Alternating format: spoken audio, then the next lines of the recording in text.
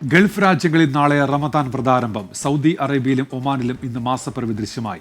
ഇസ്ലാം മതവിശ്വാസികൾ ഇനിയുള്ള ഒരു മാസം പകൽ മുഴുവൻ അന്നപാനീയങ്ങൾ ഉപേക്ഷിച്ച് നോമ്പെടുക്കും.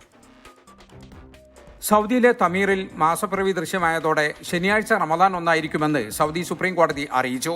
ഒമാൻ ഉൾപ്പെടെ എല്ലാ ഗൾഫ് രാജ്യങ്ങളിലും ശനിയാഴ്ച റമദാൻ ആരംഭിക്കും. ഇസ്ലാം മതവിശ്വാസികളെ സംബന്ധിച്ചിടത്തോളം ഇനിയുള്ള ഒരു മാസക്കാലം പുണ്യങ്ങളുടെ പൂക്കാലമാണ്. പകൽ മുഴുവൻ അന്നപാനീയങ്ങൾ ഉപേക്ഷിച്ച് വിശ്വാസികൾ നോമ്പെടുക്കുന്നു. സൽക്കർമ്മങ്ങൾക്ക് 10 മടങ്ങ് പ്രതിഫലം ലഭിക്കുന്നതിനാൽ ആരാധനാകർമ്മങ്ങൾ വർദ്ധിപ്പിക്കുന്നു. ഖുർആൻ പാരായണവും ദാനധർമ്മങ്ങളും വർദ്ധിക്കും.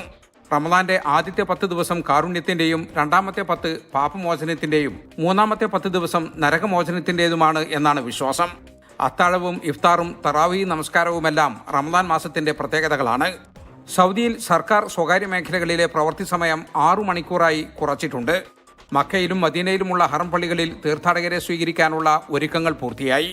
ലോകത്തിന്റെ വിവിധ ഭാഗങ്ങളിൽ നിന്നുള്ള ഉംറ തീർത്ഥാടകരുടെ ഒഴുക്ക് ഇനിയുള്ള ദിവസങ്ങളിൽ വർദ്ധിക്കും.